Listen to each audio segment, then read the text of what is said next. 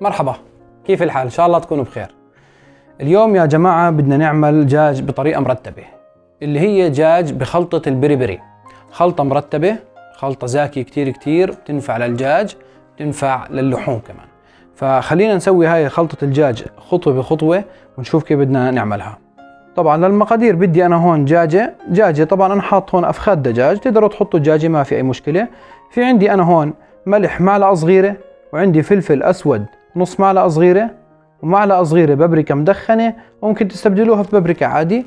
عندي أنا هون حوالي الكوب فليفلة حمراء حلوة، وعندي أنا ورق غار 4 ورقات 3 ورقات ما في مشكلة، وعندي أنا فلفل حار قرن، وتومي عندي حوالي معلقة كبيرة، وربع كوب عصير ليمون طبيعي، وعندي ربع كوب زيت نباتي.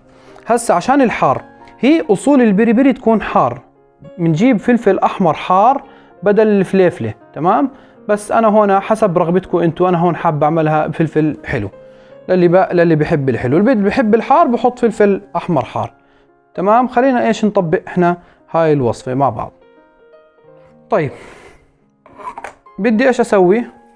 أجيب بواسطة الخلاط الميكسر أو الهاند بلندر اللي هو اليدوي، أحط هاي المكونات: الفلفل، ورق الغار، هاي الفليفلة. هذا بالآخر حيطلع صوص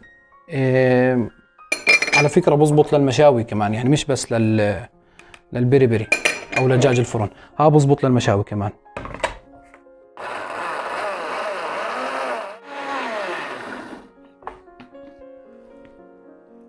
الله يا عالم، ما أحلى الريحة. هسا شو بدنا نسوي؟ بدنا نديرهم على الدجاج زي هيك، تمام؟ الدجاج طبعا هذا منظف وجاهز من البداية. شايفين هذا اللون؟ هسه بفرجيكم اياه شو روعة. ايش في عندي؟ اشي لمسة مرتبة اللي هي بدي ادخن وهو ني، بدي اعمل عملية تدخين. اجيب زيت نباتي واحط فحم وازيد زيت نباتي على الفحم واعمل عملية تدخين. هسه بنفرجيكم عملية تدخين نعملها قبل وبعد ما يطلع من الفرن، اوكي؟ شايفين انا هي حطيت انا هون صحن، بنقدر نحط قصديرة، بحط فحمة وبدير عليها زيت، وفورا بايش بغطيها بورق فويل او قصدير وبتركها شوي. بعد ما تطلع من الفرن بعملها كمان تدخينه زي هيك. شايفين؟ طبعا ايش بدنا نسوي فيه هسه؟ حركه بسيطه لازم نعملها، اللي هي بنقدر هسه نزيد شويه مي وبنحطها بالفرن، اوكي؟ بس على الرف الوسطاني، ونتركها حوالي ساعه وربع. نفتح عليها الفرن، بنغز الدجاج. استوى معنا الدجاج 100%، اوكي؟ بس تطلع من الفرن بنفرجيكم النتيجه النهائيه. طبقنا جاهز، الدجاج بالفرن بخلطه البري بري. هذا طبعا انا شو سويت لما طلعته من الفرن؟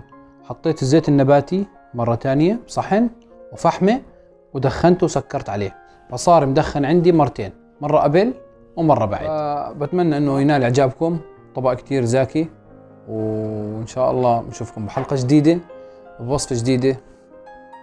سلام.